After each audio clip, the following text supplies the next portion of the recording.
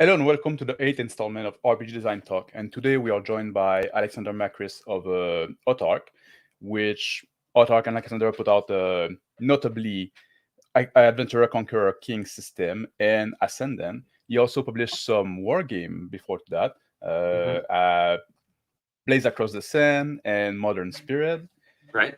Yeah. I was very interested to talk about to Alexander Macris because I had a lot of guests, as you people that have following this series along, that were very kind of feel-oriented when designing their game. Alexander, like myself, got a much more mechanical and mathematical approach, I think. So I think it's going to be very interesting for people watching at home that are working on a project that have this kind of approach as well, to have some tricks and advice to on about going for the design. So thank you, Alexander, for joining me. Hey, thanks for having me on the show. I'm excited to be here. The first question that I always like to ask my guests is about their impetus for creation. What got you from just playing the game, enjoying the game, to deciding I want to get out there, I want to put something like for other people to see, to play, to judge? Yeah. What was the well, I had been, hacking around with games for many years. I mean, it's been my primary hobby for many years. I did, when I was in college, I did a war game called Blaze Across the Sands, and then another one called Modern Spearhead. And then, life caught up with me. I went to law school. I started a business. I was focused on video games, online entertainment, things like that. But then in 2008, I discovered the old school renaissance was occurring. And so I started running old school D&D again. And prior to that, I had still been running games, but it had been like Cyberpunk 2020, D&D 3.5, things like that. So now here I was going back to old school D&D and setting up, what turned out to be a long-running multi-year campaign. While that was happening, my wife began to get very ill with myalgic encephalomyelitis. And so I found myself with an increasing amount of downtime when I just had to be at home and quiet and wasn't really sure what to do with myself. And my wife suggested, hey, honey, you spend all this great time creating these great games for your friends. Have you ever thought about publishing them? And I said, oh, that's a good idea. I've got the time. I could do that. And that was right. This is 2011. It was right when Kickstarter was first becoming a thing. And so I teamed up with a couple friends, and we decided we would take my 2008 to 2011 campaign and use that as the basis of a Adventurer Conqueror King system. So the impetus was kind of this sort of sad personal circumstance that created downtime for me, and a desire to kind of sublimate that into something more creative and better rather than just kind of mope around. I see. That's sometimes you have to do the best from the bad circumstance, I guess. Yeah, exactly. Yeah. And that's something that was interesting to talk about too, because like you said, the OSR game, the OSR was becoming a thing, and you went back to that from playing other kind of game, and that's something I was interested about as well, because like I'm not exactly an OSR guy myself. I said that many times. I'm open about it. I like playing OSR, and I like OSR people much. I tend to like OSR people more than the regular crowd. But I always thought, sometimes I see an OSR, I say it's going to be the same game again, the same mechanic again.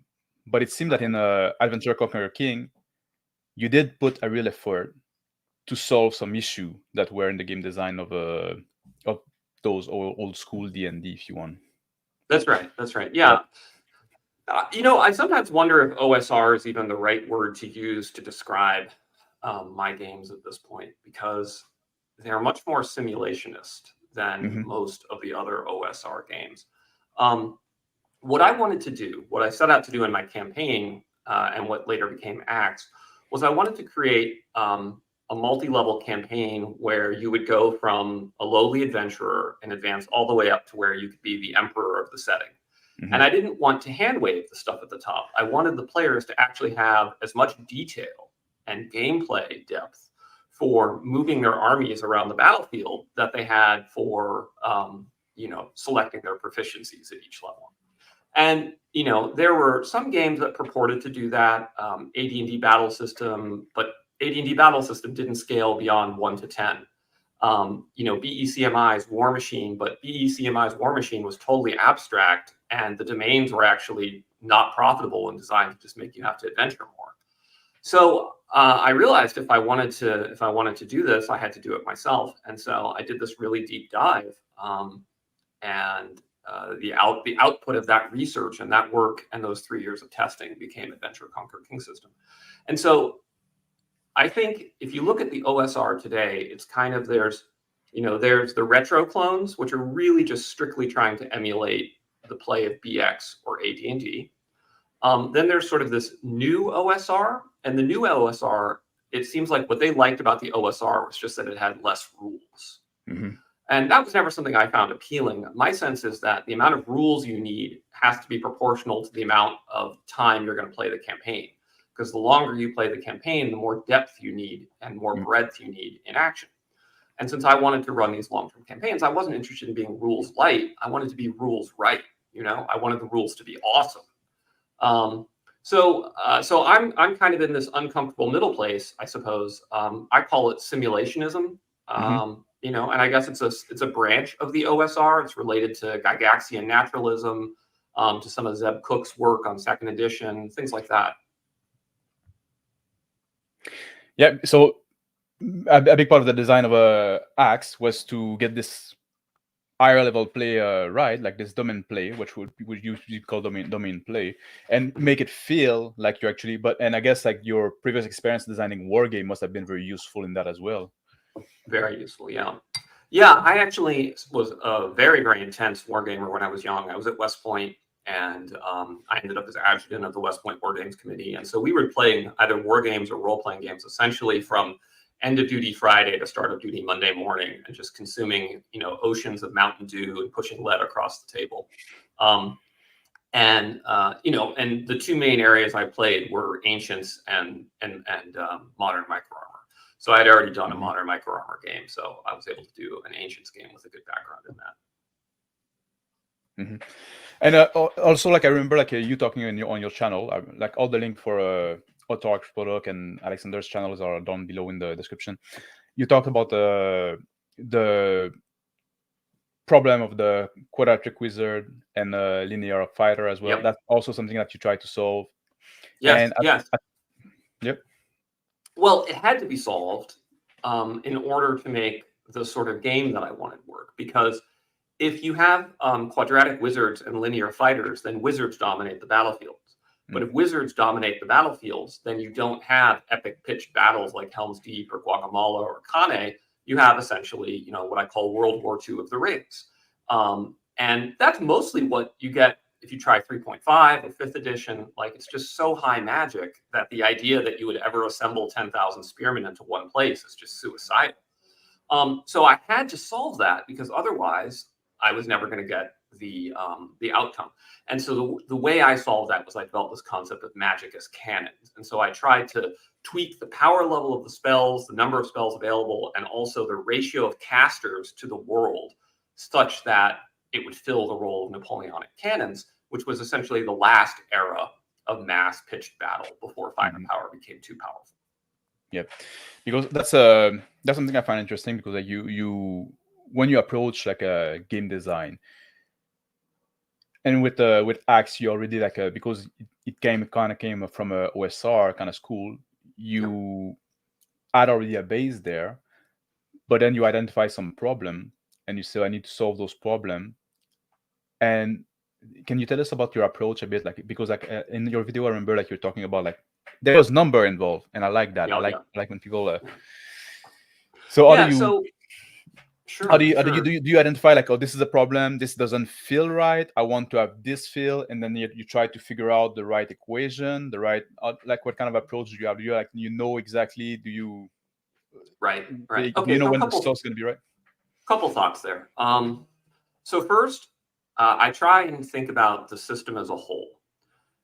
A lot of people will take a rule set that works, and then they make minor tweaks to it, and then don't understand why it no longer works because they think, well, that shouldn't have been a big deal. For instance, in Acts, we use individual initiative.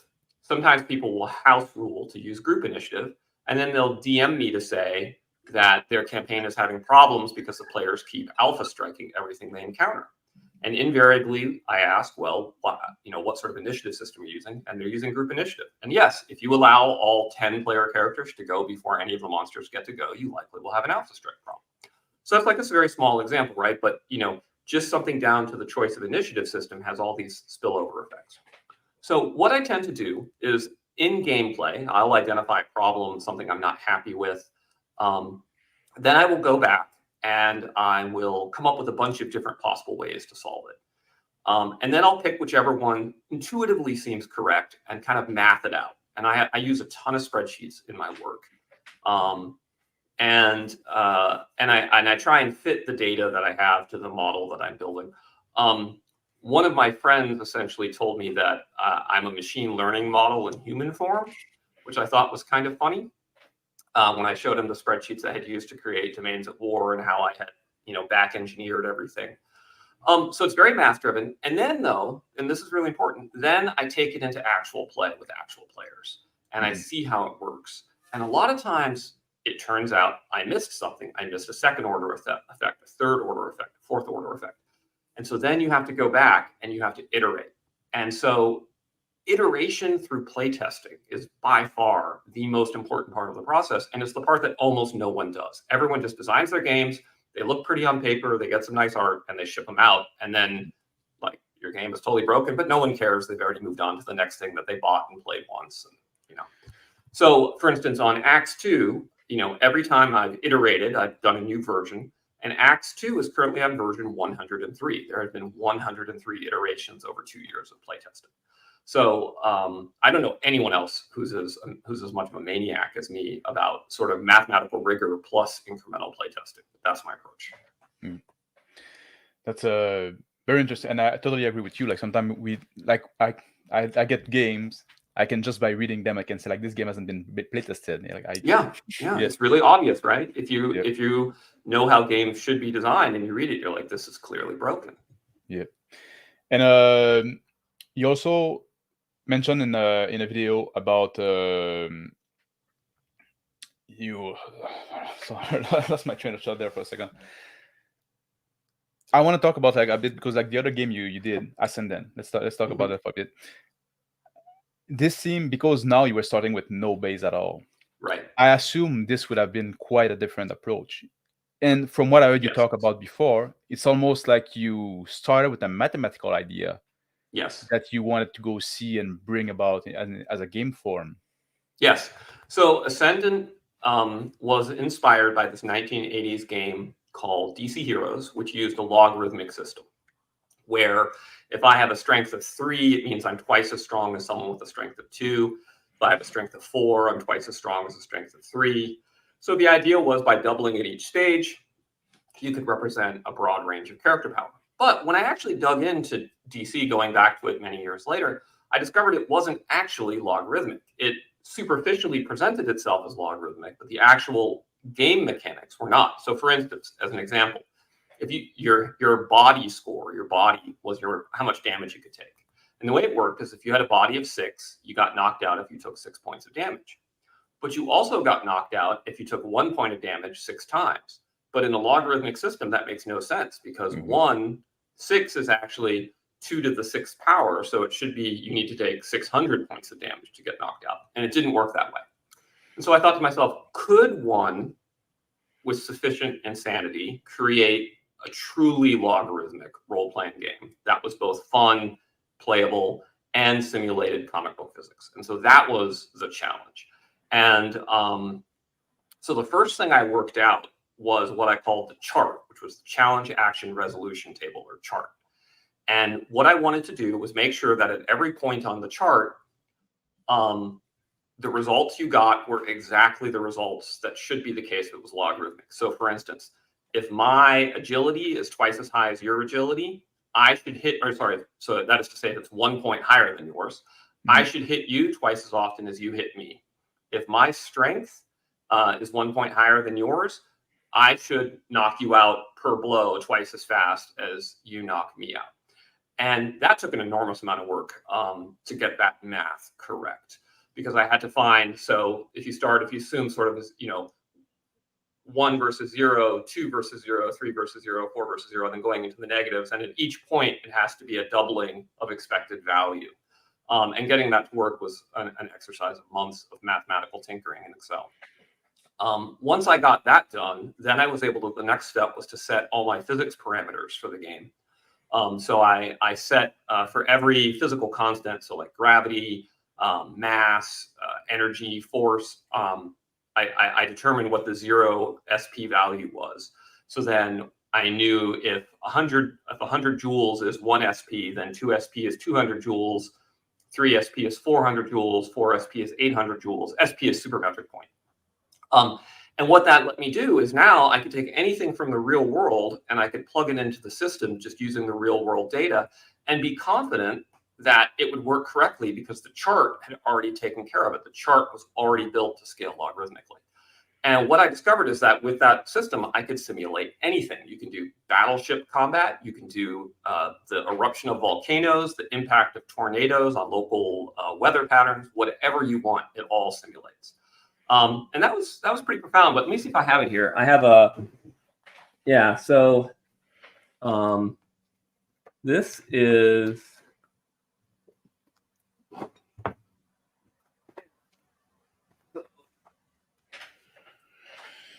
That's this is my physics notes for Ascendant. So I like that about you. You're not afraid to put the research in. You're not afraid to sit down. Like you like when you approach a project, it's not just like, oh, okay, sit in front of my computer and I start like writing rules. No, not at all. A lot of work before and like. Yeah, here's an example, right? So you can see, like, here's me working out physics equations for how strength and flight need to work, right? Mm-hmm. Some of them are very funny because if you look, here, a big thing I struggled with was trying to figure out how to represent movement in a physical way, but without having to simulate acceleration. Because nobody in a superhero game wants to sit there and figure like, well, Spider-Man accelerates from 0 to 8 miles per hour. Like you don't want to do that, right? So, so how to make a physics-based mathematical simulation of superhero physics that didn't use acceleration, and that was really hard. And that was what I was showing you was my paperwork on that.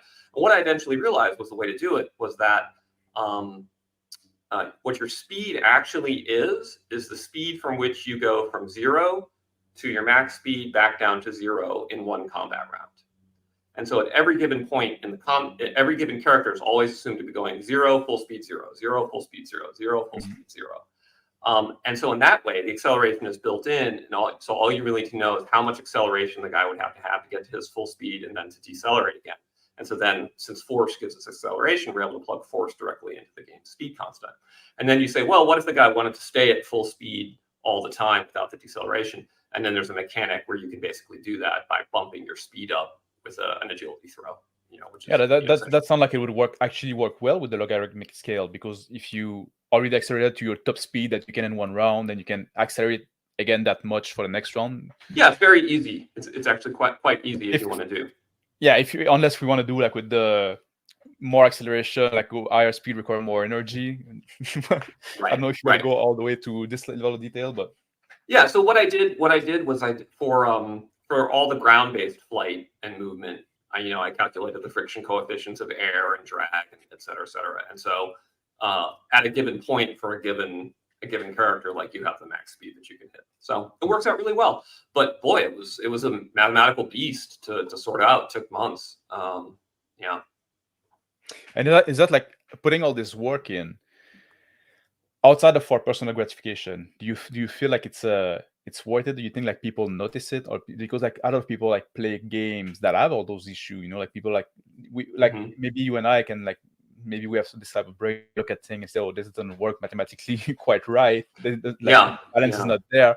But most people, they just play those games, they don't care. Maybe they're gonna house rule. They house rule carelessly oftentimes. Like you mentioned before. So it's such a good question, and I wrestle with that all the time.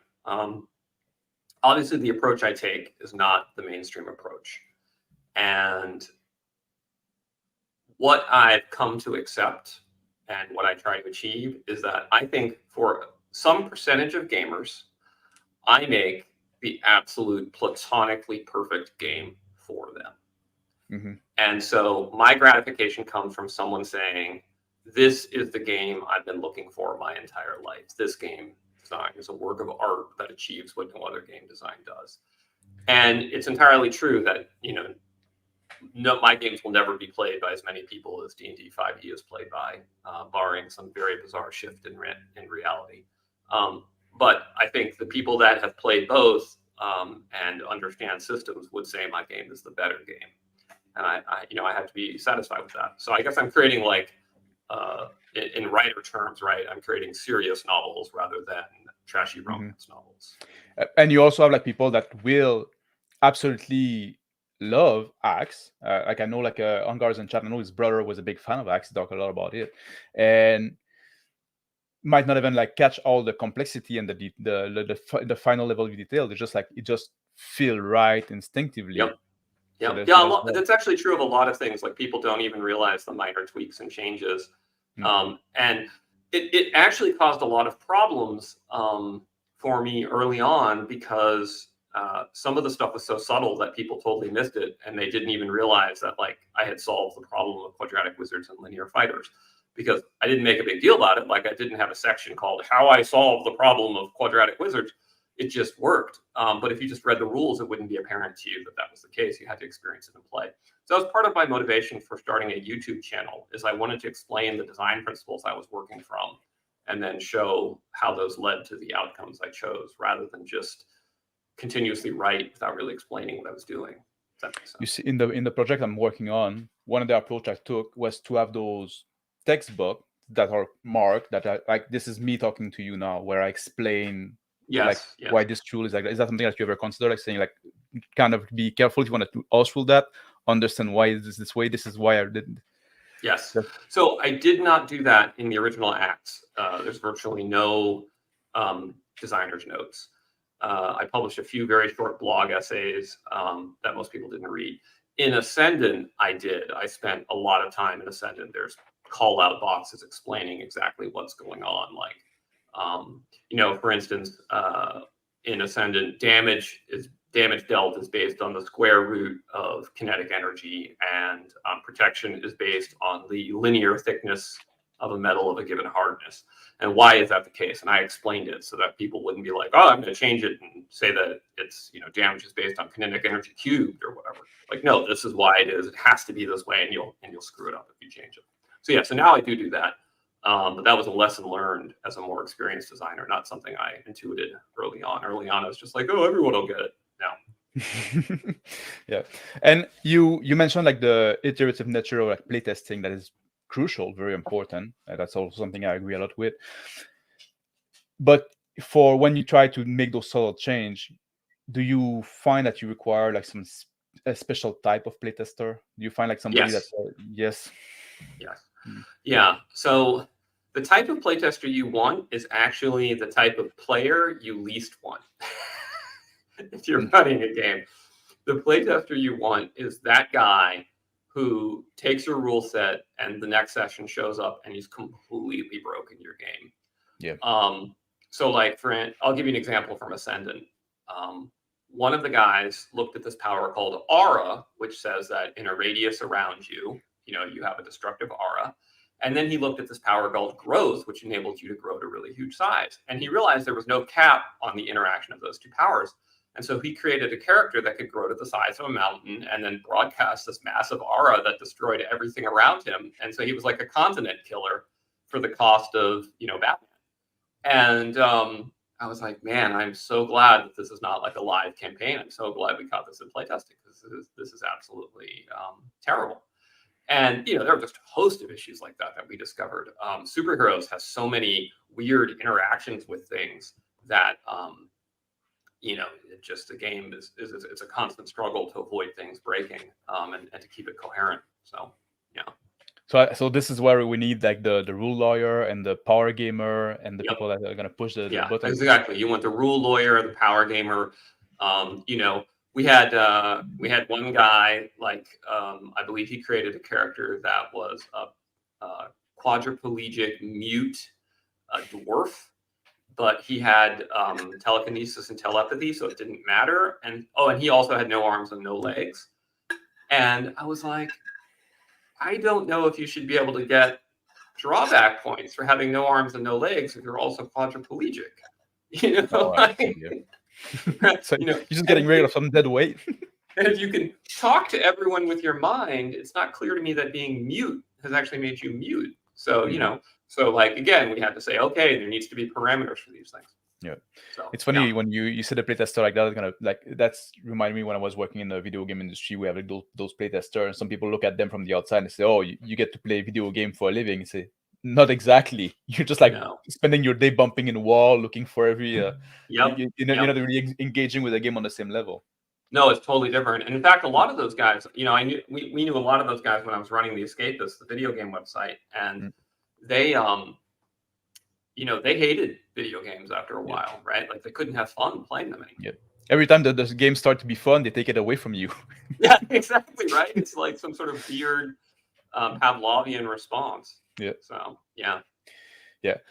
You so the game, you really have like a simulationist approach. You said for Axe, and obviously for Ascendant as well, with the math, like doing well the physics as well.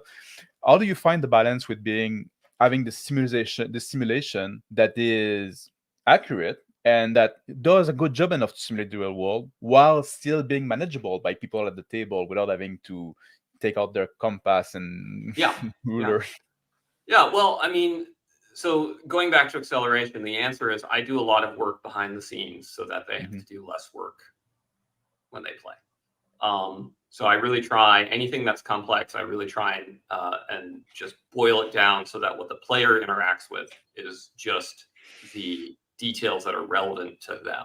So, for instance, for the farming rules in Axe, I actually worked out in detail the size of an average farm, the amount of grain it would produce, the amount of labor required to produce that grain, the livestock on the farm, the amount of cheese, the amount of dairy, meat that would be produced, the labor required for that.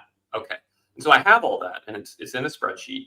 But then you as the player, you don't need to see that at all. All you need to know is that the typical farm produces X gold pieces worth of goods per month. And that's all you need to know. But because we know all that underlying data, we can then use it other places. So for instance, let's say your army is on the march and you decide to raid a farm. How much food can you get from the farm? I have that info on the back end, and it's just the GM says, oh, you get 40 gold pieces per acre or whatever. And so he doesn't have to go through that process. The player doesn't have to go through the process. I'm like Jesus. I suffer so that they don't have to. Yeah, and we have a few questions there in chat if you don't mind. This one just popped up. Have you solved the new wandering monster table based on terrain for Axe 2? I have not yet solved it. I will, but I have not yet. So what I'm in the middle of doing right now is fine. This is funny because this is so mathematical. Is I was finalizing the spreadsheets for the reproduction of monsters, because in Axe, if you find wyvern eggs, you can capture those eggs and raise the wyverns. And okay, well that's really cool. But how many eggs does a typical wyvern have? Well, to know how many eggs a typical wyvern has, you have to know the inner birth interval of wyverns and the lifespan of wyverns and how long do the animals stay with their mother once they're born, and et cetera, et cetera, et cetera. So I've been working out all of that for like 300 different monsters. Once I've got that done, then I'll have the monster layers fully ready. And then once I have the monster layers complete, then I'll know the XP and danger of each monster layer. And then I can finalize the random encounter tables. So, yeah, the spreadsheet I've got for that is just insane. It's so complex that every time I come back to it, I have to spend about an hour just refreshing myself on it because it leaks out of my brain in between. I see. Somebody was asking about the biggest change between Axe and Axe 2. You want to? Oh, sure, yeah. All right. Well, so I think the biggest change is at the high level. The biggest change is in the stronghold and domain systems, which uses the improved system that I released in Axioms, and which is much cleaner and easier to deploy at the tabletop. In the original Axe, I made a mistake where I used iterative math so that your income at each level of your domain depended in part on the income of the domain beneath you. And so to know how much Bob the Duke made, you had to know how much Steve the farmer was making 10 levels down. Mm-hmm. So, which was doable with a spreadsheet, but it wasn't conducive to easy play on the table. So I fixed that and rebuilt the system. That's one big change. The mercantile venture system has been totally changed based on roughly a year of research into the Roman economy to really make it reflect how it ought to work. More tactically, so at a level players will more quickly see, one of the big changes is that I eliminated simultaneous initiative and I added the opportunity to go into a ready state if you don't have a target to cleave. So in Axe, let's say a 5th level fighter can cleave 5 times per round. In the original Axe, you could have tied initiative. And so you would get these weird situations where a horde of orcs would charge up to the 5th level fighter. And they're all supposed to be attacking at the same time. But obviously the guys in the 3rd rank can't attack if the 1st rank is in the way. But the fighter is also cleaving through those ranks. And so you got this weird like quantum, when does the attack occur? When does the cleave occur? Where actually is everybody? That was very hard to struggle with. So what I said is we're going to eliminate simultaneous initiative. Anytime there's a tie, whichever side has fewer people gets to move the character. So if I've got 10 characters in the party and I'm up against 20 goblins and we're both on 4, then the adventurers go. If the goblins are outnumbered, then the goblins go. Okay, which has a really nice multi-order effect for party size and epic big monsters and things like that. So so now the way it works is there's never a simultaneous initiative. Everyone is acting one at a time. And then so now you say, well, okay, but if they attack one at a time and my orc runs forward and I kill him, I don't have anyone to cleave onto. And so I lose all my cleaves. Well, the way we fix that is after you cleave, if you don't have a target, you go back to ready. And so this enables us to run the game very smoothly. There's no more quantum uncertainty. The fighters retain the ability to hew through legions of enemy foes, and you always kind of know the situation. So that was a really big change that has dramatically improved gameplay. And then the third place I would say where gameplay has really improved has been in Thieves. Axe very much had the same problems with Thieves that most of the other OSR games do, where it was exceptionally random. You only got to try once, and if you failed, you were done. And a lot of people say Thieves are useless. So what I did in Axe 2 is a couple interesting things that made Thieves really amazing. So one, nobody has infravision. So elves, dwarves, human, nobody has infravision. But Thieves have what's called shadowy senses, which represents like acute hearing, human echolocation, good night vision. And that enables them to function in the dark at a range of up to like 30 feet. So one, they have shadowy senses. Two, the thieves can use their thief skills either hastily or methodically. And if they use them hastily, then they can check for things as they go. If they use them methodically, then they get a big bonus for staying in one place for 10 minutes. You only get one chance to use something hastily, but you can try again methodically. And so now, as your thief is exploring the tunnel, he actually has a dynamic chance to find a trap, even though he wasn't actively searching for the trap. And if he's suspicious of a particular area, he can methodically search, which is a much better chance of finding the trap. And he can even try again, but you're trading time and wandering monster checks against the utility of the thief skills. Combined with that, I eliminated all of the magic spells that made thieves suck. So knock is removed from the game. Find traps is removed from the game. Find secret doors is removed from the game. And the approach I took there is that magic can detect essences of things, but a trap doesn't really have an essence. How do you know, is this a trap door or is this a trap? Magic can't tell, right? Magic can tell the difference between a lizard and a dog. So you could have detect dog, but Magic can't tell the difference between a normal door and a secret door. And so by eliminating that, now you can't be like, well, we're not going to take a thief. We're just going to have a mage and he'll find secret doors and we'll find everything. And again, that's had a really big impact. So now we have people just loving thieves, using them as scouts, having a great time. So I would say those are the major improvements. It's a much better game. It's twice as good. Was those improvements, did it came from feedback from people, or did it mostly came from you yourself playing your own game that you realized those changes? Both. I'm fortunate to have a really good community, really smart guys, and they're very passionate about the game, and so they send me a lot of great feedback. And the biggest problem actually is often, because of sort of the nature of the game, most of the people are playing long-term campaigns that they've customized for their particular setting.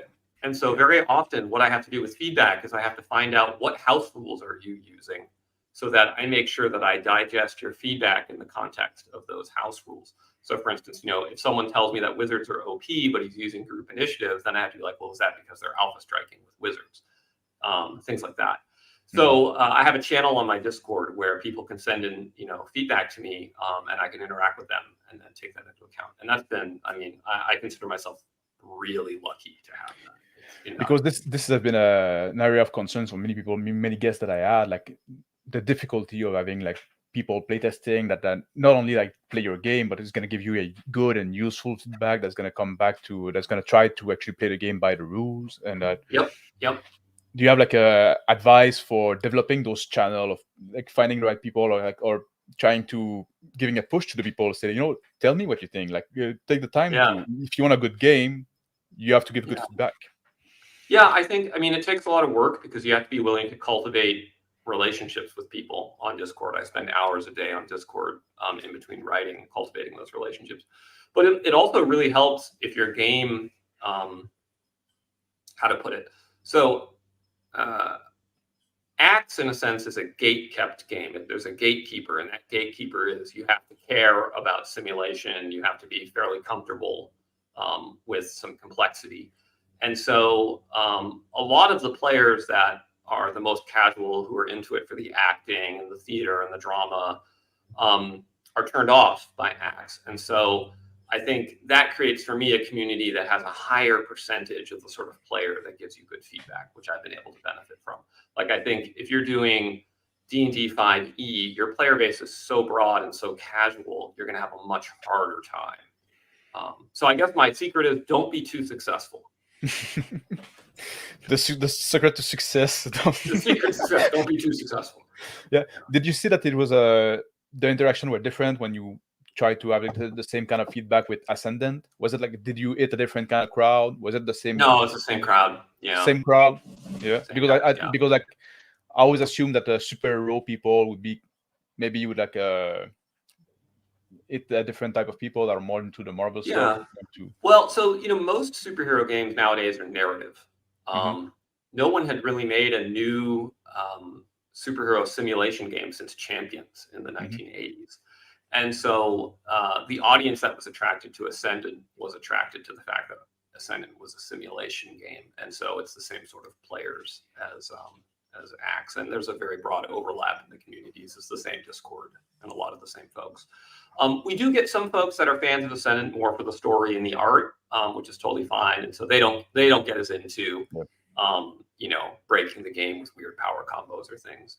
But those players are great because they provide a lot of feedback on story, drama, characters, artwork, which is also really valuable for a comic game. I was wondering because like it seemed to oftentimes that a superhero story themselves in the comic books like very little care is placed onto like level power. Like it's the whole like a character is as powerful as it need to be for the story right now. So I thought maybe even like a comic book writer should playtest their story with Ascendant. Yeah, so interestingly enough, Ascendant has a comic book line affiliated with it. So we did our first graphic novel called Ascendant Star Spangled Squadron last year. It got picked up by Baen Publishing, Baen Books, and so it's in bookstores and Amazon and everything now. You can buy our first graphic novel, and in fact, everything in the graphic novel was actually playtested using the game mechanics. Every battle, every interaction, and so we don't like Ascendant doesn't have these weird continuity gaps where yesterday Warp could travel 100 miles, but today he can teleport 1,000 miles. It's always fixed. It's always correct. Yeah. Which I think is a really good advantage for building out a superhero universe. And so we're working on a sequel, Ascendant Star-Spangled Squadron 2. And unlike billion-dollar franchises like Star Wars, I've actually written out like an entire 5-year storyline for it, and I know the answer to the mysteries being raised, and I'm not making it up as I go along. So, yeah. So Netflix, call me. Yeah, exactly. Like, I'm sure they're watching this show, so you're gonna get your message. Charlotte was saying I would love to have an Axe superhero line as well, but that probably like Ascendant would be the right. So I initially did think about that, like doing Axe as an Axe superhero game. What I've recently come up to with the idea is that I could take Ascendant and reskin it as a fantasy game where you would play, Greek demigods and heroes, or even gods. So, for instance, you could absolutely simulate Hercules, or Zeus versus Typhon, or Ragnarok battles, or things like that. So I have a notion of that. Is there any plans to expand upon the access so players can ascend to godhood? Yes. So in Acts 2, the Judge's Journal includes rules on what it takes to ascend into godhood. Yes. Yep. Yeah. Talking about godhood, somebody was asking if you could comment on the hypnotic nature of gods in the Iron Empire setting. Yeah, Iron Empire setting. Yeah. Okay. Yeah. Sure. So Acts uses a lawful versus chaotic alignment system, rather than the 9-factor lawful evil, lawful good, neutral evil. So it's just law versus chaos, which was inspired by the view of the ancient world. In the ancient world, cosmos meant both the universe and order, right? It was the ordered universe. And chaos meant both void and disorder. So it was inherent that creation and order and destruction and disorder were in opposition to the ancient world. And it's called the chaos Kampf in mythology. And so I started with that. And I came up with this idea that at one point there had been a super being called the Cosmarch, who would be the equivalent of God, like, the monotheistic God. And the Cosmarch immanentizes himself into the world. And every piece of creation has shards of the Cosmarch within them, which I call the Logos. So it's the Logos is the pattern which is now occupied, and which is the immanent Cosmarch. So then the question becomes, well, what was his point in doing that? And so the chaotic gods view his point in doing so is to eliminate weakness. And so they take a Darwinian view, similar to like Highlander, there can be only one. And so the idea is to try and accumulate all of that divine power that's been distributed through the world back into yourself and become the Cosmarch, having eliminated all weakness from yourself. The lawful gods take the point of view that the goal is to create until you have, an infinite plenitude of ordered creation everywhere.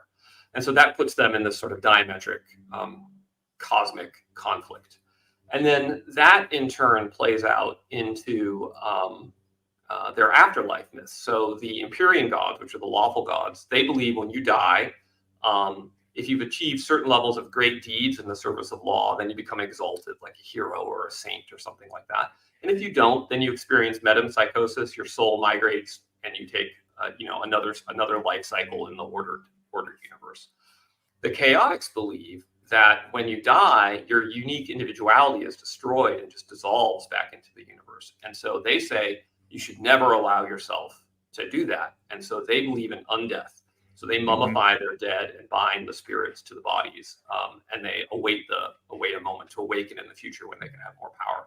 And so that gives me this really cool setup where you can have tons of chaotic tombs filled with slumbering undead, but you can also have reincarnation. You can have exalted heroes and saints. So it's kind of a cool cosmological system. I don't know if that answered the question, or if there was something specific about the chthonic gods I wanted to know. Hopefully it does, but like that I find very interesting as well, because like we talked a lot about your approach about game design and mechanic design, but that's also there's an interesting part here with your design when you write story, you write lore, because you said with the comic book story, I assume you seem to be someone that do think about the meaning and the symbolism of stuff when you Yeah, write as well. absolutely. You don't just write something because it sounds cool. You like to go deeper. That'd be fair. Yeah, absolutely. Like for instance, in Ascendant, the reason it's called Ascendant is because the way you gain your superpowers is by ascending, and the idea is that there's this untapped energy in the universe. 0 point energy is what they call it in the setting, but it's actually, if you dig between the lines, it's actually the same as the shards of the logos from the Axe setting. They're all in the same cosmology. But the idea is that you can tap into that through an effort of will, and therefore ascend and transform yourself. But the outcome of that process, which is brought on usually by situations of exceptionally high stress, danger, things like that, the outcome of that process magnifies whoever you were. And the powers that you get are very much the subconscious wish fulfillment of who you were.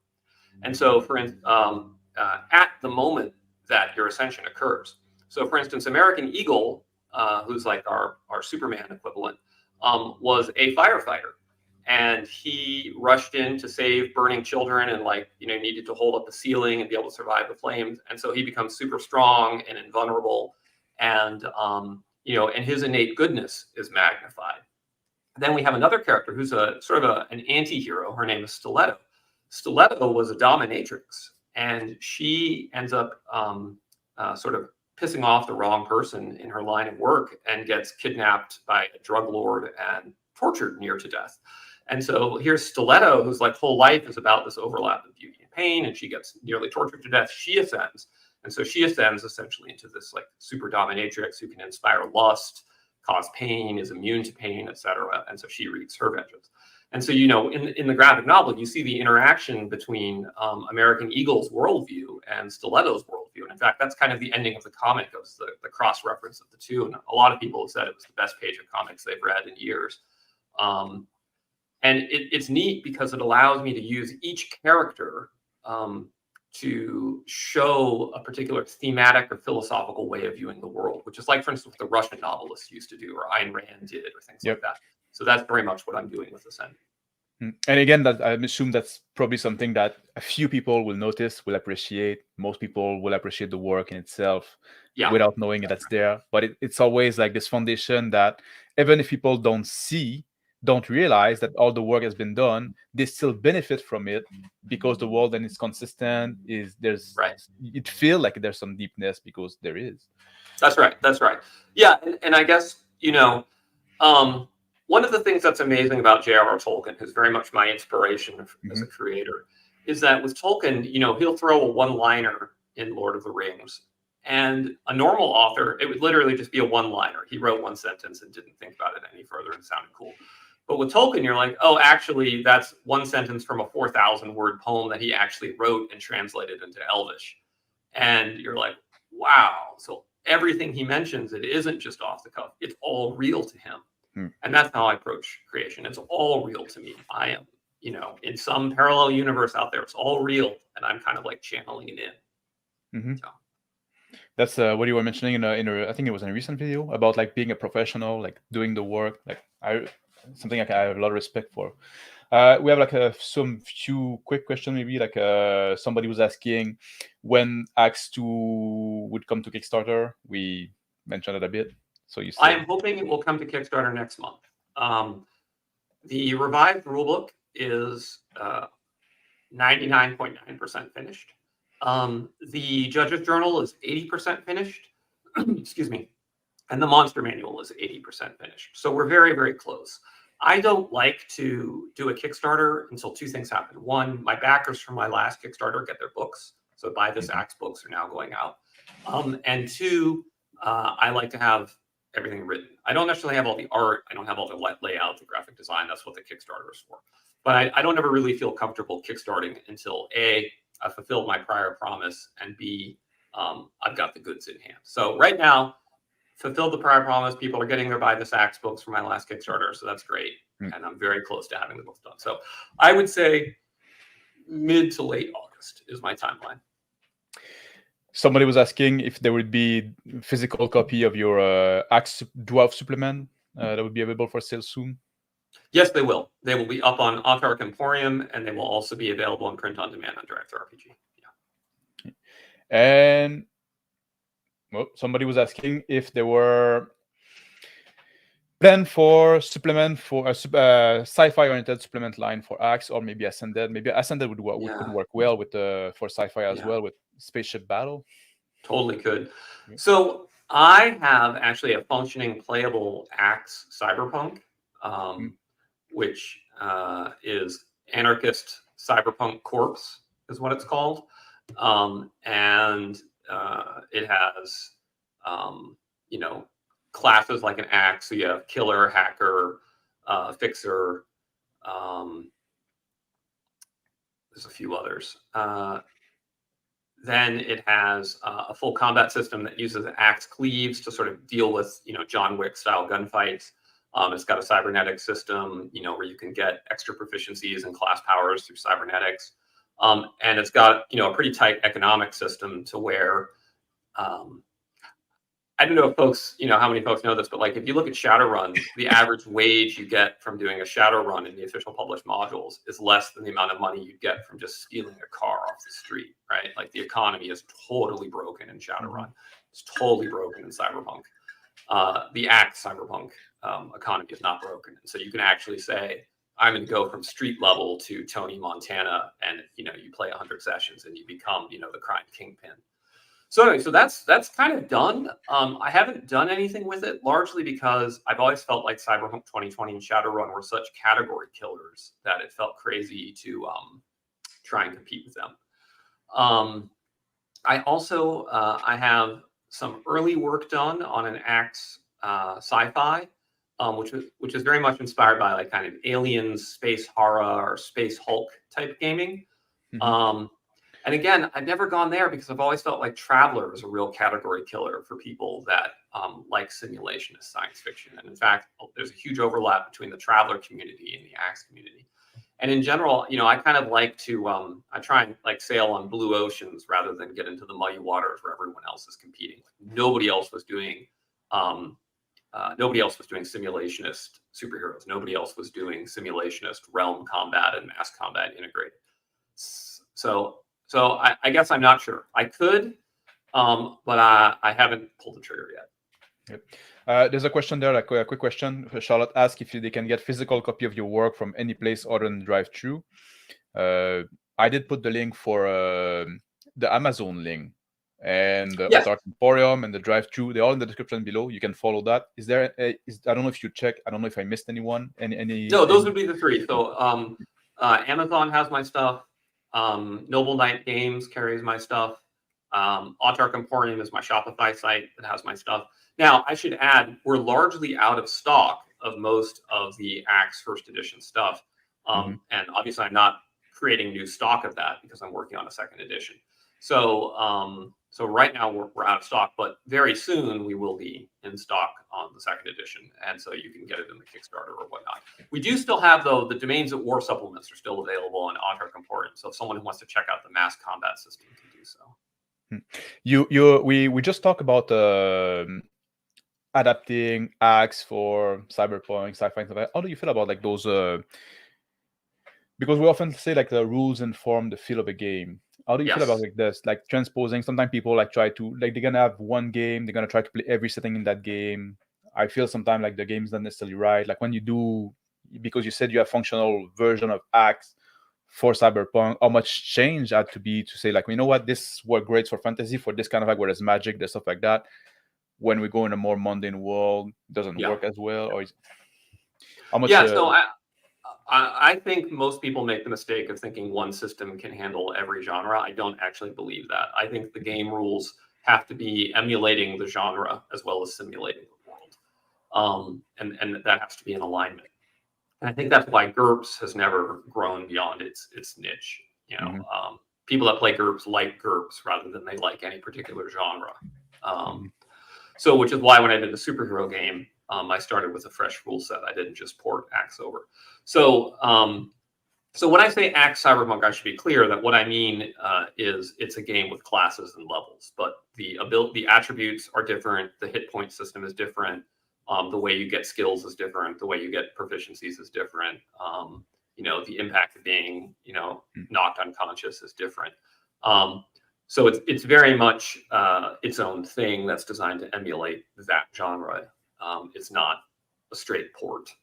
So, and I think most straight ports don't work. I've seen a few that are really good. The West End guys did a really great job transitioning their D6 system between different genres by kind of tweaking through that, right? Like Ghostbusters D6 felt different than Star Wars D6.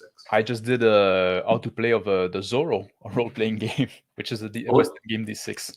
It was West End game? Yeah, exactly, right? So, wow, if I am frozen on your end, that is a terrible picture of me. Oh my God. You are, unfortunately. Oh, yeah, you go. You're back. Yeah. Wow, that's going to become a meme. Someone's going to do that. Because that's something even with a fantasy game, if you look at the different big one that people know, like Dungeons and Dragons and Warhammer Fantasy, even they in team they seem similar when you're in play, just because of the rules. The players gonna engage with the game in a different manner. So I think that's important to notice as well. Like using all the same system for every game might not be the right approach. So I'm glad you say it's class-based system, but we're gonna do different rules. Yeah. Exactly. Yeah.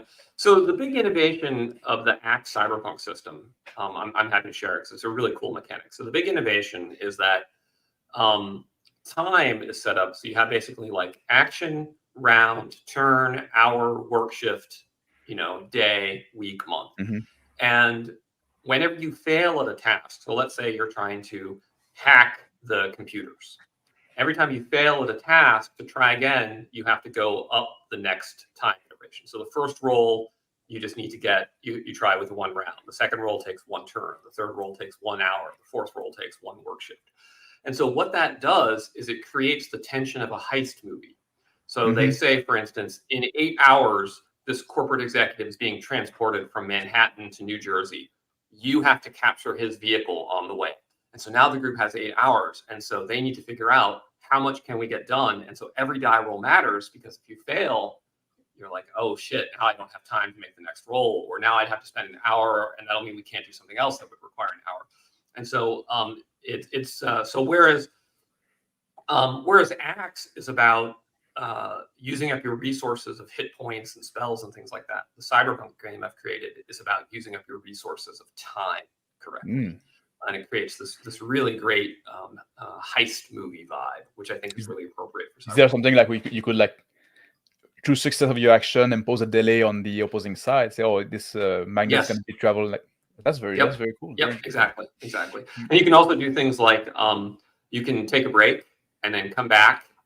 You can spend more time early on for a bonus, knowing that you've committed more time up front, but you have a better chance of solving it. And then there's also in Axe Cyberpunk, there's also a concept of luck points. And you can use luck points to influence the outcomes of things, because that's always been an important part of the Cyberpunk genre.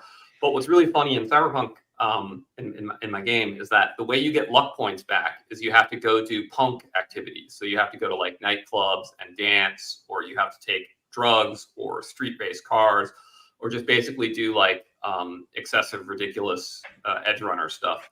And you get evaluated by doing so based on how good you look while doing it. And so everybody in the game is constantly spending their money to get flashier cars, cooler clothing, more exclusive access to nightclubs. So it's this huge money sink to get your luck points back. And half the fun of the game sometimes is the hijinks that the players get up to trying to recover their luck points. Like, I wonder if we can get into this exclusive nightclub, and anyway, so it creates this great alternative of heist movie mission, downtime of decadence, heist movie mission, and that's kind of the gameplay cycle. It's fun. Tom asked if the Cyberpunk draft rules are available to your patrons. They aren't currently, although that's a good idea, and I should probably do that. Maybe after Act 2 gets developed, I'll start to release those. Yeah, that's because that's some. Is that when you do you have sometimes those mechanics that you just pop on your mind? You say oh, this sounds cool, and then you say, I need to use that in the game sometime, and then put that in a folder somewhere. And yeah, very much. Yeah, absolutely. Oh, this is a really cool innovation. I need to use this. Yeah. I actually have a as you saw, from my stack of papers, I tend to write things down a lot. I find that creativity flows better with pen and paper, and then I translate later into permanent digital archives.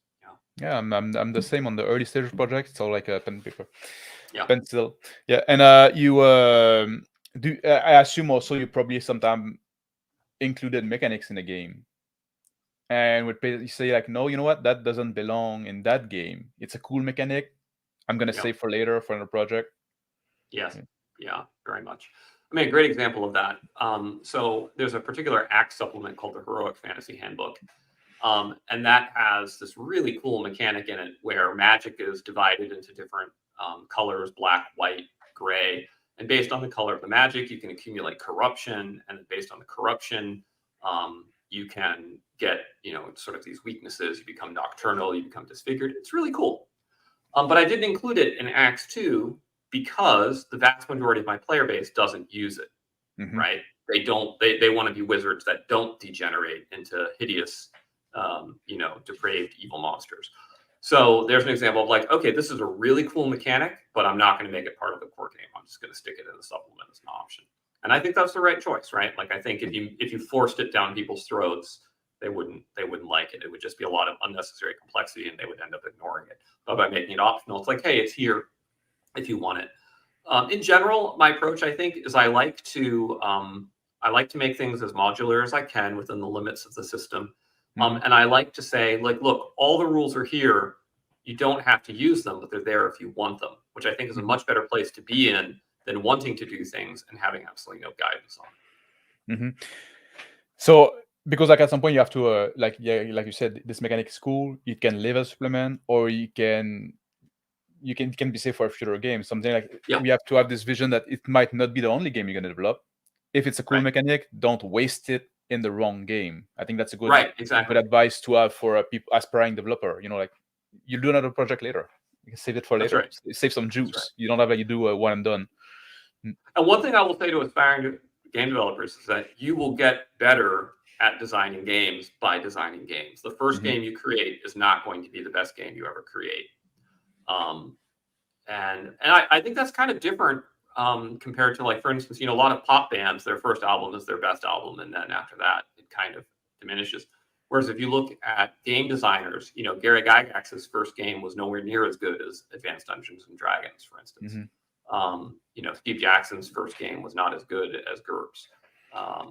So it's definitely something where experience matters as much as talent, I think. Also, each new edition is always better. I'm kidding. Well, that's a joke. And this is also something like I assume that happened, like with this putting aside mechanics. Like, I assume because we talked before with the simulationist aspect, sometime I guess a simulation must yield to the playability as well. Say, like, you know what, I want it to be right. Yeah, actually, let me actually speak to that. So the Forge created this theory called GNS theory, or the threefold model: gamist, narrativism, simulationism. And I think they did an incalculable harm to our industry because they took two positions I think were fundamentally wrong. The first position they took is that the three modes are in opposition to each other. And so you can either be a gamist, a narrativist, or a simulationist. And then the second position they took is that simulationism is bad and is a fail state. And I disagree with that utterly. Like, I am a Forge denier. I think they're totally wrong. So I think, in fact, in a properly designed role-playing game, simulation creates the world that makes the game possible and that makes the narrative interesting. And so they work in an integrated pattern. And I think that it's actually three types of fun that overlap. And the terms I give them, it's dramatic enjoyment, ludic enjoyment, and noetic enjoyment. So let me give an example. Dramatic enjoyment is the enjoyment of seeing what happens next as a story unwinds. Ludic enjoyment is the enjoyment of actually participating in the gameplay, the rolling of the dice, the competition. And then noetic enjoyment is the opposite of suspension of disbelief. Suspension of disbelief says, I will enjoy this more by pretending that I don't know how unrealistic this is. It's the preservation of verisimilitude. Yes. Noetic enjoyment is the enjoyment of knowing I'm enjoying this more because of how realistic it is. And a great example is the movie Alexander by Oliver Stone. And so you can watch Alexander and you can enjoy that movie for the drama. Like Alexander conquers the world, but his best friend dies, and then he dies, and it all collapses. Like, if you haven't studied history, like, hey, that's a really interesting story. But even if you've studied history and there's going to be no surprises in the story, you can also enjoy the movie Alexander because of how much noetic enjoyment you get from it. You're like, holy crap, look at all the details they got right. The phalanx formation, the armor, the weapons, the way they talk. Holy wow, this is amazing. And so, in fact, that person who's having that noetic enjoyment is having a totally different experience than that person who's having the purely dramatic enjoyment. And so, as a simulationist designer, I want people to enjoy the games that I create dramatically. I want them to enjoy them as games, but I also want them to enjoy them noetically, knowing it's all real. Mm-hmm. No, I can see that. I like my game to be buildable. Like when I tend to prefer like more modern games, so I can get like I find oftentimes those fantasy game, when they don't make sense, it takes me out of the experience. Yep, and most don't. Yep. Most don't, yeah, but the vast majority don't. That's true. Yeah, and it's frustrating, right? Because you're like, okay, that just makes no sense. Like I shouldn't be the one putting more thought in your world than you did. You know what I mean? Exactly. It's like, wow, you spent less time on this than I do on my Friday session. You have not, like there was one edition of D&D where they gave all elves the ability to teleport through walls, right? And I think it was fourth. Yeah, they had that like one of the iterations. And it's like, okay, have you guys thought this through at all? Because the ability for everybody to teleport through walls every day would dramatically change the entire structure of society, right? And yet, no, everybody has just assumed that they have normal walls and doors and rooms, but why? It's even like with the cantrips in D&D 5e, you got something like precipitation, like just this little amount of magic that is accessible to basically everybody because you don't have a intelligence requirement, would change society so much you wouldn't have like this medieval world. Yeah, exactly. It wouldn't look anything like a medieval world, and which is okay. Like, I'm not saying you have to play in a medieval world. Like, if you want to play in like a high magic, ultra fantasy setting, go for it. It's just I think you should think through what that looks like. Exactly. Rather than pretend that you can just insert all this high magic, but you still have peasants living in the shit, right? It just wouldn't be that way. No, exactly. Society would organize itself to respond to this thing existing. Exactly. Insert name here asks, have you considered creating a system that simulates time passage and events between sessions? So I guess that the one-on-one time where the game is always on, even between sessions. Is that something that you? Oh, that's a really great question. So I have not. What I do have is a system in Acts 2 called vagaries, where vagaries are events that get triggered as time passes without regard to whether the players want those events to occur or not. So I think that's close to what you're asking for. An example of a vagary would be each month you roll on, each month if you're running a domain, there's a roll on the vagaries of rulership table. And one of the examples might be, I think one of them is vassal casualty, right? One of your vassals dies in an accidental mishap. He falls off his horse and breaks his neck or whatever. And that randomly happens. And now that's just something you have to deal with. Or another one might be declaration of war, and a rival realm declares war on you. And that's just something you have to deal with. And so that is a step in the direction of creating the sort of living world engine that you're talking about. Although I've never called it that. I want to talk about a bit the actual act of writing, the discipline of writing. Is that something that you do when the inspiration strike, or do you treat it as a job where you stick to a strict schedule? What is the approach that tends to work with you once you're like, you know what, I figure out my rules, I'm ready to put it down on paper, but you know what I mean? Yeah. So my procedure is that this is my main job, right? So this is my job. I'm not trying to squeeze it in between other work. I'm a caregiver for my wife, so I'm home most of the time, and I have roughly 12 hours in the day to work with.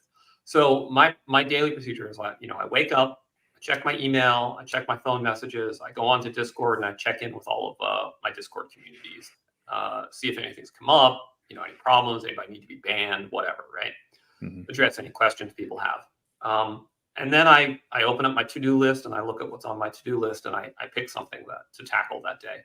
And if I'm going to be doing a lot of intense writing, then usually I will heavily overdose on caffeine and Sudafed and get into a pretty amped up state and just write. And, I can do on a good day, 5,000, 10,000 words.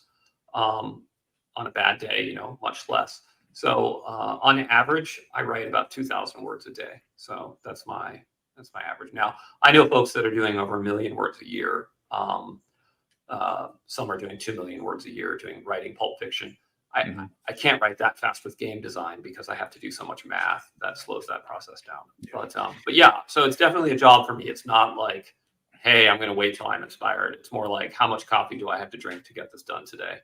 So do you set yourself like objective? Like, okay, today I'm going to go to this section, this section, this section. Yes. Yeah. And so you don't stop working until, and if you achieve your goal early, do you keep on going, or do you kind of reward yourself? Yeah. Okay. No. And when you write, are you like just write, don't stop, and then come back later when everything is put down to rewrite, or do you try to edit and get it right, the phrasing right on the first try? I try to get it right on the first draft. Yeah. I don't move on until I'm satisfied with it. What I will do, so for instance, let's say I'm writing up the description of a manticore, and in the description of the manticore, I need to know how much the manticore weighs and how tall it is. But to figure that out, I have to go open up my spreadsheets and I have to look up, based on manticore body form and number of hit dice and age, et cetera. And I don't, that will take me out of the writing flow. So what I do is I'll just put the manticore is XXX feet tall and weighs XXXX pounds. And then I just keep writing. And so apart from that hard data, it's essentially final text. And then later what I'll do is I'll get the spreadsheets open and I go through and I just do find replace for XXX and I go through and I do all of that at once. And that seems to work really well because the mindset one needs to be in for deliberate systematic data entry is different than the mindset for good prose, good writing. So I keep those distinct. You get the state of flow as well when you... State of flow, exactly. It's all about maintaining the state of flow. Yeah. Speaking, would you sometimes like have this what people refer as to the writer's block, when you're stuck on a section, you're not able to word it properly, doesn't come out right? If you do, how do you deal with it? Do you just move on to the next section and I'll come back to it later, or do you just like plow through, put something even if it's not good, and then how do you deal with those? If you have those kind of issues, how do you deal with them? Yeah. So I don't ever experience writer's block in the sense that I can't write anything. Like I'm fortunate. I just don't ever experience that. I do sometimes come upon an issue where I don't know how to solve it. And what I do is I usually highlight it in some sort of vivid, obnoxious color like purple. And then I just move on. And I give myself an opportunity to sleep on it and kind of let my subconscious think it through.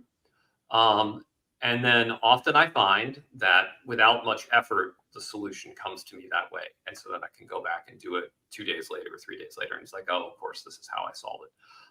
I've learned that if the solution doesn't come fairly quickly, and the reason for that is not just the complexity of the math, but rather there needs to be some flash of insight, trying to push for the flash of insight doesn't work. You have to give your brain a chance to percolate on it subconsciously. You work as a lawyer before as well, and I did, yeah, briefly. Did you find that this, like, well, even in the training to become one, like, because lawyer have to write a lot, did you find like this helped you, like, just like going through getting the discipline of writing? It seemed like it was just different. Yeah, I mean, I was a history major in undergrad. Excuse me. So I had to do a writing, and then also just being a dungeon master every week for years, I always had to do a lot of writing. So, and then I ran an online blog business called The Escapist, and did a lot of writing. Of course. So, so I've been blessed, I think, with good talent for it and a lot of experience in just putting words on page. And also when you approach because we talked a little bit before, but just like if people like just join, when you go to the step of writing, you already know what you're gonna write. You already know what you're gonna write about. because Right. you have all your outline done. Yes. Basically, your table of matter is almost pretty much done, I assume, before you start writing, right? Yeah. There's like this whole thing, you know, plotters versus pantsers, I guess they call it in fiction Yeah. writing. You know, Or I'm a definitely gardener. on more the plotter side. Yeah. Yeah. Excuse me. I might need to step up to get a glass of water here. Oh, it's all right if you need to. I'll go to the chat if you need to step up. Yeah, give me 1 second. Okay. I'll look in the chat if there's a say hi to people, and if there's answer I can answer by myself. Let's see. So how you been doing all? There's some question I want to ask when Alexander is here.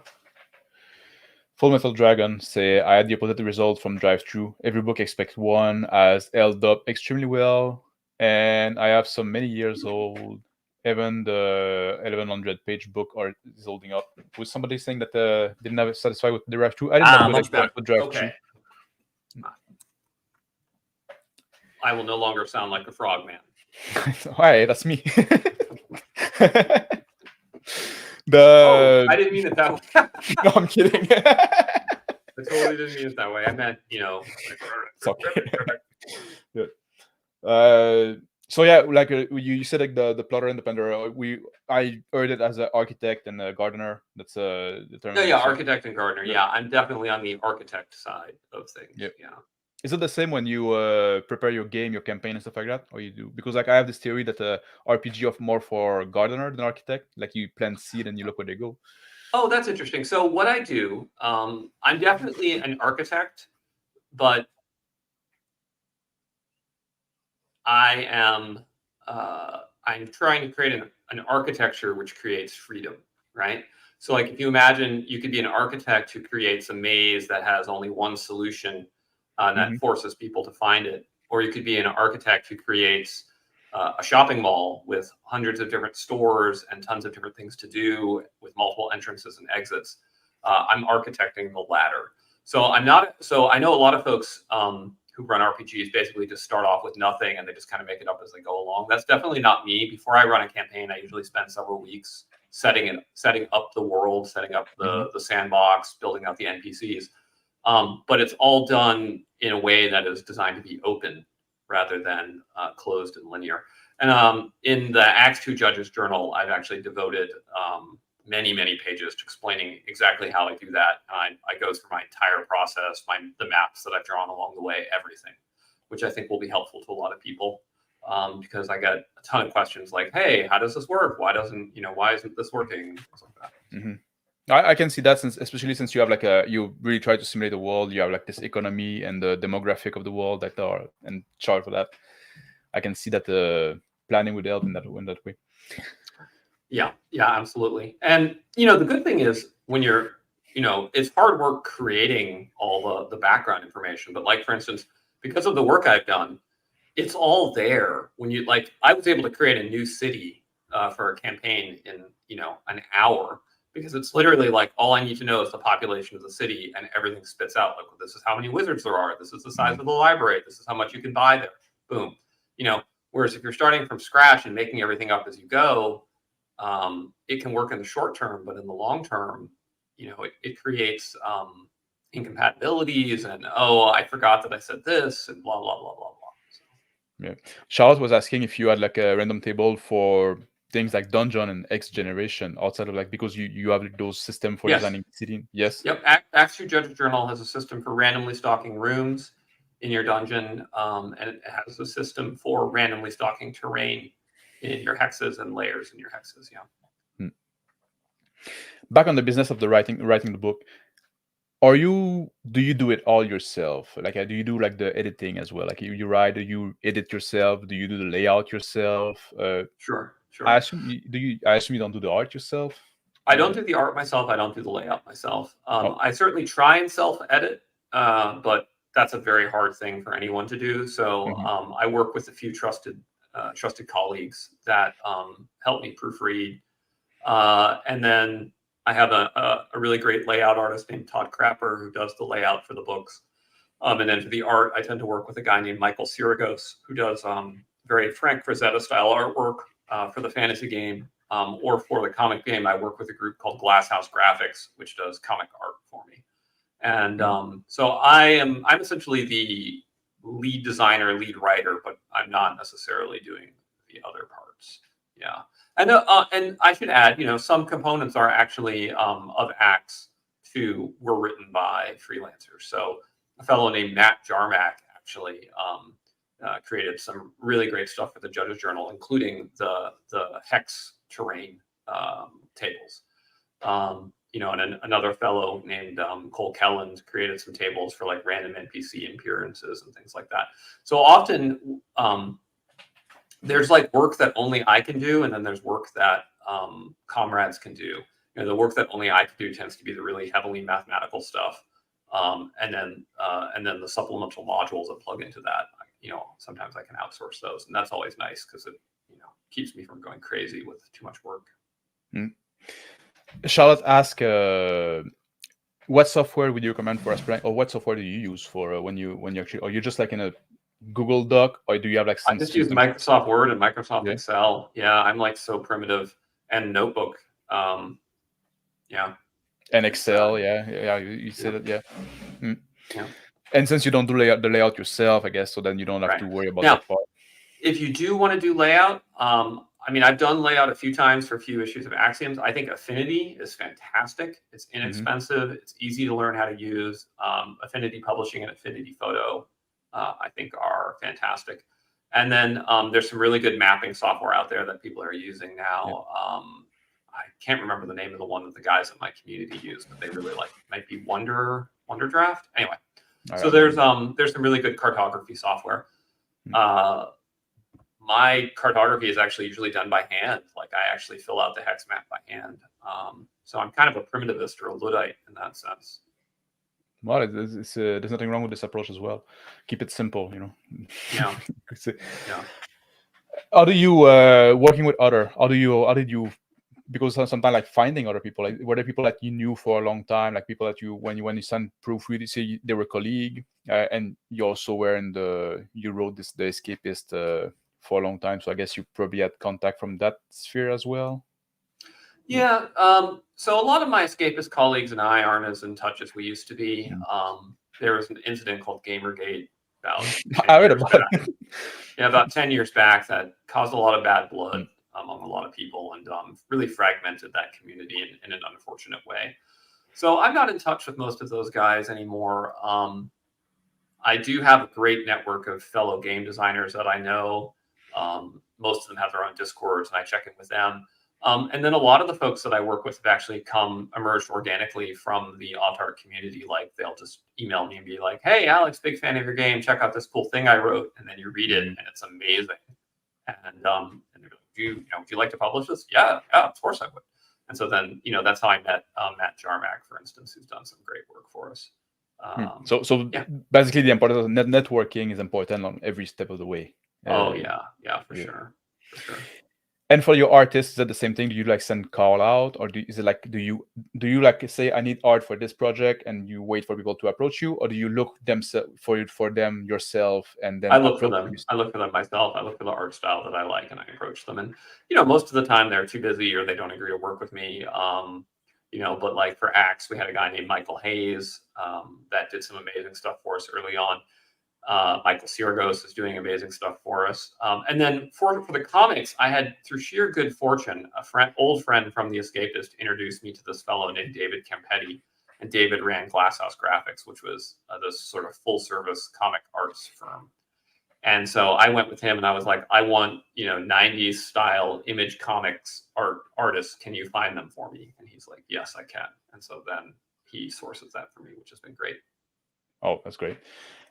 You mentioned they don't agree to work with me. Is that like from this Gamergate thing, reputation that still linger? Is that something that you experience? Some people say, you know what? Fucking Macris is the devil. No, definitely. There's some people that think I'm the devil. The larger majority know that I'm not the devil, but they know that there's a small minority that think I'm the devil, and that they will therefore be accused of being a demon if they work with me. And so they're like, "Hey, man, I buy your games. Let's chat. Happy to work, casually, but I can't I don't want to publicly affiliate. So there's like that's more usually what it is. But then sometimes it's literally just this person is incredibly talented and they have bigger fish to fry. Like they're creating magic cards. They ain't got time to create axe art, stuff like that. All of the cancel culture fallout, I would say, was a lot worse several years ago. It's not. I think at this point, like everyone's been canceled for something, and everyone's just kind of exhausted about it, and it seems less of a big deal. Well, it seemed like the wind shifting a bit. Like when the left now tried to boycott a movie and stuff like that, it became a big hit. When they tried to promote something, it failed. It flopped. Yeah. It's definitely shifted a little bit in that regard, which is good for me. I have a categorical inability to not say what I think about issues, and so and somebody was asking, like I the cross, somebody was asking, I am in a faith, so and I don't shy away from it, so you don't hide. Yeah, exactly, and I'm the same. Like I'm pretty open about my views, and which can cause difficulties. And you also have you do have this political side as well, that you don't use a pseudonym, so people can look and with I don't use a pseudonym. I probably would have been better served to have done so, but I guess I'm a little too egoistic, and I want the I want what's the ancient Greek word, the great souledness. I want the attribution to my name so that I'll live on in the afterlife. Yeah. Have you ever considered dropping the M from your last name? Dropping the M, so I'd be Alexander Macris. Because you have Autarch. No, it's so funny. No. Ascendant. I actually have a deliberate policy of naming everything with an A. So there's Autarch, Ascendant, Adventure, Conqueror, King System. The Cyberpunk game is called Amalgam. And then the fantasy Ascendant is called Empyrean. So I'm like, everything starts with an A. Is there a reason for that, or it's just it started as a coincidence and then you just went with it? I don't know. I mean, even my wife's name starts with an A. Her name is Amy. Really? So so I think I really like the letter A, I guess. I don't know. It does have a good marketing benefit because your stuff tends to show up higher on lists of alphabetized. Well, I was wondering if there was some kind of a philosophical or symbolic reason to it, but no, I think it's just egotism. I like my name, Alexander, and it starts with A, so I like A. It's a strong name. Yeah. We're talking about art. Ajax Plunkett was asking if you consider basically AI art for a small art piece in Axe. Yeah, you did? Yeah. AI art is proving to be very effective as a tool, particularly for replacing stock art. I have a very large library of stock art, but at this point, I've used virtually all of it in one book or another. And, so my consumption of it is faster than the production of it for the styles that I like. So, I think AI art is a real game changer. Right now, we're seeing a lot of signaling from big companies like, hey, we're not going to use AI art. And they're positioning as this very moral choice. But I think there's also an issue there where, for instance, what prevents you from creating a competitor to Magic the Gathering is more than anything the fact that you need to have 2,000 pieces of art for all the cards, which is an incredible expense.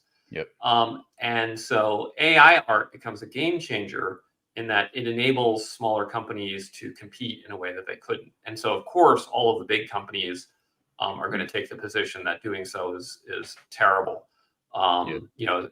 Essentially using a moral regulatory capture. That said, I have no intention of not using a real world artist either. I have, I gave Michael Sirgos literally as much work as he could handle. All of my comic book games are all filled with beautiful hand-drawn colored art. So I just think AI art is one extra tool in the arsenal. And I think, like you said, I think a lot of the big company, for them, it makes sense to present it as a moral issue, say, well, we're not going to use it. I think a lot of small people, they either because AI is a tool, a lot of people don't want to learn to use it. It's something that you can add. For me, I think AI art is very useful for in the middle kind of ground. You do your layout, your positioning, stuff like that. You get a first draft, and then you polish with that's I think the best result you can get. But And a lot of people just don't understand how it works. Like a lot of the Right. ethical question that you hear about it, like comes from ignorance. So I don't think there's anything Right. wrong with the. And I come from an Yeah. art background. So. I mean, I'll give an example. So when I was an attorney back in 2000, so this is 23 years ago now. Law firms are not particularly prone to adopt new technology. They tend to be more conservative in their technology. Mm-hmm. And I was working for a major law firm called Wachtell Lipton in Manhattan. And Wachtell Lipton had an entire floor of a skyscraper was the secretarial pool filled with typists.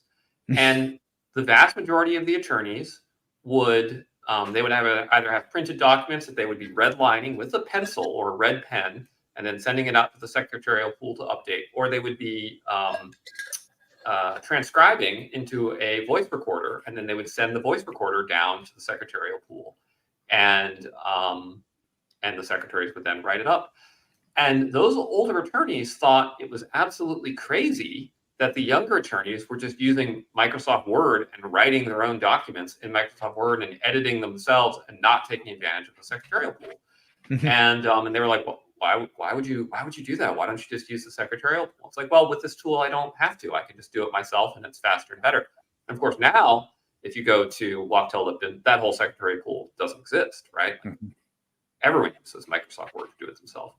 And so I think that's just the nature of evolving technology is as individual workers get more empowered, job roles change and job priorities change. So I suspect for a lot of certain types of art, AI will take the place of what used to be art jobs, but then those artists will move on to work in other types of artwork, or they'll use AI and build upon what they get or things like that. Yeah, I think that's what is most likely to happen. There was this interesting question that didn't really fit in anywhere, so I'm gonna ask it now. Do you still believe the literary fantasy fiction still play a part in game design, including Acts 2, like Clark Ashton Smith and Lord Dunsday, Tolkien? Yes. So I have an appendix in the Judge's Journal, which I actually lay out all of the fiction that has inspired Acts, as well as myth and legend. So the Iliad, things like that, have also been inspirational, and all the nonfiction as well. So there's an interesting phenomenon in the fantasy RPG space, which is that because D&D became so popular, most of the people writing fantasy fiction have played D&D. And so and a lot of them have not ever read the earlier works. And so you get this weird thing where Dungeons and Dragons was imitating earlier works of fantasy, and these people are imitating Dungeons and Dragons. And it's like a photocopy of a photocopy of a photocopy. And now it's even worse because the new generation are imitating Critical Role, so imitating people that imitating Dungeon Dragon that Yes. So I try and avoid that. So I go back to original sources, and I'm pretty clear about what has inspired me. Not all of it is old. Like some of the stuff I really like is relatively recent, but it's all there. Man, my picture froze again. This time I look angry. Okay, no, I'm back. All right. Oh, it was you. I thought it was me that was away. That I lost my connection a bit. Internet problem. There's still something to work out. One last topic, and we're past the hour and a half. I don't know if you have something somewhere to go. There's one more topic I'd like to address. So let's do it. It's about getting the word out once you have a product done. And I always like people that went on Kickstarter, like about their experience of that and about like marketing. Did you use like Facebook advertising? Did you find it was a waste of time? A Facebook ad? I know some people did, some people didn't. How did you feel about what would be good strategy and what lesson did you learn from trying to get the word out? I have a new product, go check it out. Yeah, so I honestly would say I haven't cracked the code. Largest Kickstarter success I've ever had is $50,000, and I know designers that have produced similar product that have made over $1 million. So I haven't cracked the code. I wouldn't feel entitled to give advice to others on what to do. They should look at what Shadow Dark did or something. I've certainly tried Facebook ads. I've tried using agencies. The last agency I used actually spent more money in ads than it generated traffic for me. So that was just literally a net loss to me. Let's see. I've used social media. Now I'm using YouTube, which hopefully will help.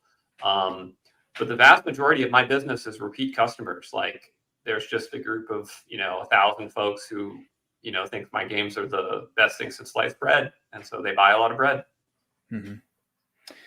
And is there like stuff that because now you're about to go launch another Kickstarter, like lesson that you learned from, maybe you said like, oh, they weren't like hugely successful. Is there stuff like, have you put the effort of looking at like, why weren't they like something you're going to try different? Is that like did you Yeah, because you do a lot of work in game design and trying to analyze stuff. Is that something that you approach in the marketing as well, or because it's not? Yeah, I've definitely looked at it. It seems clear that there's certain gatekeepers that control things like large YouTube audiences, large Reddit channels, large forums. A lot of them are closed off to me, so I can't really exploit them. I had figured out some really good methods for marketing, but Facebook shut them all down. So when I did Ascendant and Ascendant Star Spangled Squadron, I was able to do some really funny cross marketing by keywords. So I would do things like likes DC Comics, but also likes girls with big boobs, and then would do an ad showing one of the voluptuous superheroines, and boom. But Facebook has basically shut all of that down, so now you can only target to their little pre-chosen for you categories, which aren't useful to me. So that was frustrating because I had put a lot of work into figuring that out. And I guess what I've learned is that the platforms change so constantly that if it's not your 24/7 full-time job to be on top of them, basically what you think you don't actually know. It's changed already. The algorithms changed. So. Especially when you do like one Kickstarter every year, every couple of years, stuff like that. Exactly. Yeah, it's going to be hard to stay on top. Because like the Kickstarter for the first edition of Axe was the first Kickstarter you did? Yeah, and we did $11,000.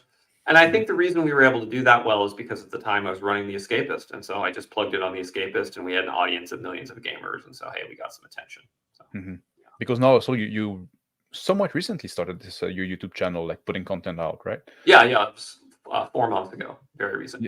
And what happened there was growing very fast. One of my investors was like, Alex, you have so much good things to say, but people don't read anymore. Yeah, exactly. And if you want to get out there, you got to get out there on video. And I was like, yeah, but I have a face for radio. He's like, doesn't matter. You gotta get out there. I'm like, but I have a voice for text. My investor's like, nope, you got to get out there. So I put myself out there. Yeah. Well, people are watching. You're like we're getting some growth. It's getting some traffic. It's nice. I had my first video break like 1,000 views. That was exciting. So we're getting there. Yeah, and you have like interesting content. The link is in the description below as well. If like you haven't checked like the content like Alexander put out, like it's good to hear something about role playing that is more than just the ecology of the orc or this setting. That goes a little more in depth. You know what I mean? Like yeah. That's I don't think anyone could accuse me of being a shallow thinker about tabletop RPGs. There's other accusations one could level at me, but not that one. Yeah, I appreciate that a lot. I think that's about cover what I want to talk about. The other one, like what's next. We already talked about a few projects that you're working on, that you have on the back burner. We know there's Axe 2 coming up. Yep. Hopefully mid-August, late August. That's definitely something I'm going to look up for. Yeah, Axe 2 is definitely my magnum opus. It's such a substantial improvement over the original Axe, and I really hope people will check it out. It does stuff no other RPG out there does, and it does it really well. So, Speaking of which, if you want to see what Axe 2 looks like, I'm doing an actual play series every other week. It's called The Great Brotherhood. It's on my YouTube channel. I actually reunited with my old friends from West Point that we used to play together as cadets, and so and then my older brother was the first person to teach me how to play Dungeons and Dragons. So it's like I put the band back together, and now we're playing Axe 2. So Is there a project that you kind of would like to approach at one point, but didn't quite find the right approach yet? You know, like, you Yes, want to talk a I bit will tell about you it? exactly what it is. Post-apocalyptic acts, right? Where it's a full-fledged role-playing game, but also it's Car Wars, and so you have detailed tactical car combat rules. Mm-hmm. I have struggled for 3 years to try and get that game to work, and I can't quite get it to work yet. But that, like, one day I will do. I have the setting worked out. I know how I want it to play out. I just can't quite get the car combat to be fast enough to be usable in a role-playing game. Like Car Wars, it's like 1 hour per 1 second of car combat. It's very slow. Mm-hmm. And then some other car games, they just kind of abstract it, right? Like, oh yeah, we just kind of narrate the car chase. I want that tactical Car Wars feel, so you can do Mad Max, but I want it to play at role-playing game speed. Haven't cracked it. That's my white whale. That's funny because like that was a topic that I had in my note there that we kind of skipped over because of the flow of the conversation, but now it's coming back. Like the difference between like designing for war game and designing for role playing game. Because I have I have one project I say like I want to do like a biker gang and role playing game at some point, Right. but I cannot figure out the mechanic for getting the feeling of speed when you're on the bike and like kind of the road rush kind of thing. One day I'm gonna crack the code, but like when. Because you actually put out both war game and role playing game now. Yeah. Is it really like a different headspace when you approach that? Are you like is it hard to keep the two separate? Like because like you say, like some mechanics are good for one, doesn't work for the other. Right. Yeah. So that's actually such a good question. So most war games are designed for one player versus one player, and it's kind of understood. It's going to be I'm going to take my turn. You're going to take your turn. Now, that's changed in some of like the Euro games and things like that, where they have more interactive play styles. But by and large, there's a certain sense of patience involved in playing in a war game, right? It's more of a sort of stately procession of gameplay. In a role-playing game, it feels that being in the spotlight and getting to act needs to move much more quickly between players. And any individual action needs to be processed sort of rapidly because you're zoomed into a much greater level of detail. And so the amount of things you have to process goes up. So the speed has to go up. What I did for Domains at War, which is the war game of acts, is I split command up between the players. So rather than it be Alexander's team goes and then Darius's team goes, and so you're sitting for an hour waiting for Darius's team to finish moving all the Persians. In Domains of War, what happens is each commander of a small number of troops on the battlefield rolls his own initiative. And so Bob is playing Parmenion over the right wing, Steve is playing Alexander, Jim's playing Darius. And so as their initiative comes up, they move their troops, and then there's some interactivity there, and then it goes to the next player. And so I kind of took an RPG initiative system and applied it to a war game. I haven't been able to crack that same problem for the car combat game yet. So yeah, because there's also like in the RPG you have like usually like a cooperative nature of the RPG as well. Like usually all the player at the table are going to be on the same side, so you have to kind of split that side.